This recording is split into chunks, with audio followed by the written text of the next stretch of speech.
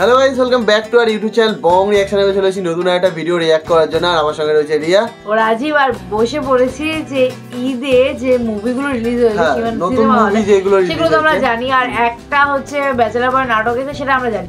আর কিছু নাটক এছাড়া ওটিটি গুলোতে কি রিলিজ হয়েছে, কি নাটক বা ওয়েব সিরিজ বলতে পারো কি রিলিজ হয়েছে, তো সেটাই জানতে বসেছি। লিস্ট নিয়ে বসে পড়েছি জানার জন্য। একদমই ঠিক। তো মুভি তো কি কি রিলিজ হয়েছে তার লিস্ট আমরা আগেও একটা ভিডিওতে দেখেছি, কিন্তু নাটক বা অন্যান্য ওটিটি প্ল্যাটফর্মে কি ওয়েব সিরিজ রিলিজ হয়েছে সেইগুলো আমরা জানি না। শুধু একটাই জানি, যেটা হচ্ছে ব্যাচেলর বয় সিজন 5। আর বাদ বাকিগুলো এখন দেখে নেবো।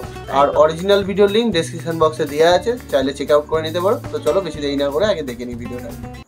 ঈদে সিনেমা হলের মুভি ছাড়া ওটিটিতে এবং ইউটিউবে যে সমস্ত কন্টেন্ট নিয়ে খুব আলোচনা হচ্ছে, রেকর্ডও করেছে একটা দুটো, আবার সেগুলো নিয়ে এখন আলোচনা করা যাক। প্রথমেই আসি বহিমিয়ান ঘোড়ার কাছে। ঈদে ওটিটি কন্টেন্ট হিসেবে বহিমিয়ান ঘোড়া তো একদম ফাটিয়ে দিয়েছে। যারা দেখেছে সবাই প্রশংসা করছে, এবং বহিমিয়ান ঘোড়াটা কিন্তু হইচয়ে রিলিজ পেয়েছে। মোশাররফ করিম অভিনীত এবং অমিতাভ রেজা ডিরেক্টেড এই সিরিজের গল্পে তেমন একটা ডেপথ নেই, এটা সত্যি, বাট এখানে খুব ইন্টারেস্টিং কিছু সিকোয়েন্স রয়েছে, খুব ফানি ক্যাচি ডায়লগ রয়েছে।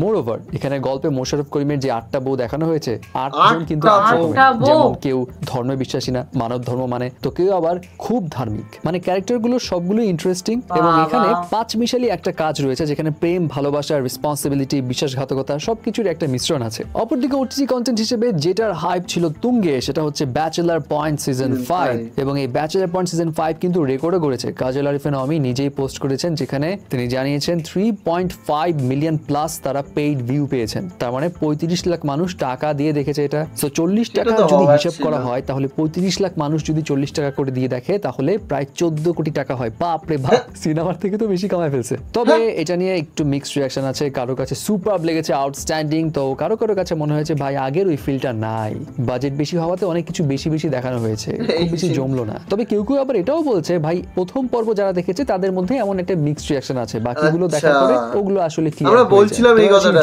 ইউটিউবে আশিকি জোবানের যেটা ডোরেমন আর কি, সেটা নিয়ে যতটা না ট্রল হয়েছিল তার থেকে বেশি ভিউজ পাচ্ছে। 2 দিনে 8 মিলিয়ন প্লাস, মানে 80 লাখের বেশি মানুষ দেখে ফেলেছে ভাই। এবং অনেকে একটা কথাই বলছে, ভাই যারা ডোরেমন নিয়ে মজা করেছি সবাই মাফ চাচ্ছি, কারণ কাহিনী দেখার পর বোঝা গেছে আসলে কি হয়েছিল ভিতরে। এনিওয়ে, ইমরোজ শাওন তিনি ডিরেক্ট করেছেন এটা, এবং মেকারসদের প্রমোশনাল স্ট্র্যাটেজি কিন্তু আসলে দারুণ ছিল। আরেকটা নাটক নিয়ে বেশ আলোচনা হচ্ছে এখন, সেটা হচ্ছে অপূর্ব এবং তাসনিয়া ফারিন অভিনীত প্রিয় প্রজাপতি নাটকটি।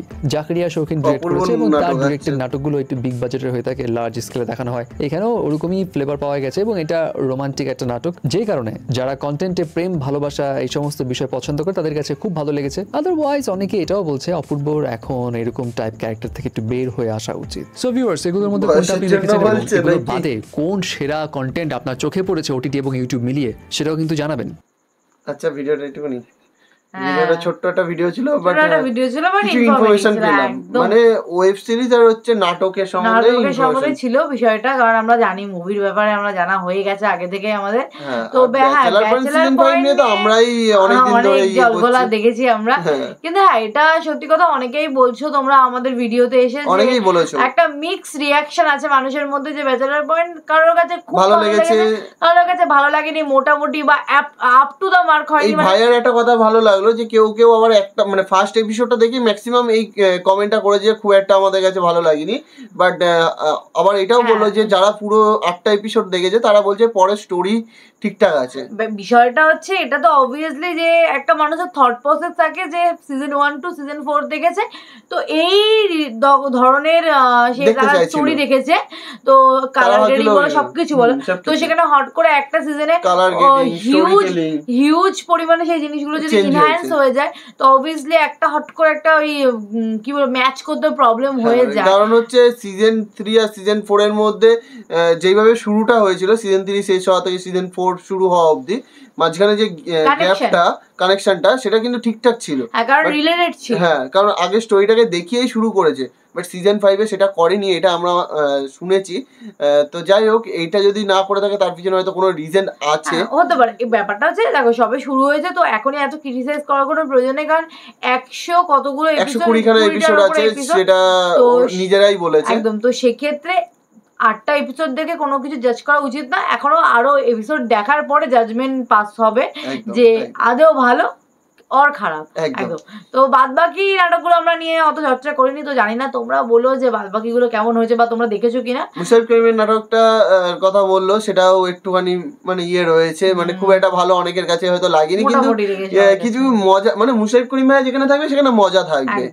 তো বাদ বাকি নাটকের যদি কোনো ইনফরমেশন তোমরা চাও তারপরে ভিডিও আনি বা রিভিউ দিই তো বলতে পারো, আমরা নিয়ে আসবো। একদমই নতুন কোনো নাটকের উপর আমরা এখন রিঅ্যাক্ট করতে পারবো না বা কোনো ক্লিপ নিয়ে আসতে পারবো না, সেটা একটু তার টেলার দেখতে পারি বা সেই নাটকে যদি কোনো নাটক গান হয় সেগুলো শুনতে পারি, বাট এছাড়া কিছু না। একদম একদম। তো যাই হোক, সেই সব নিয়ে আর কোনো মানে তোমরা দিও না, সাজেশন দিও না।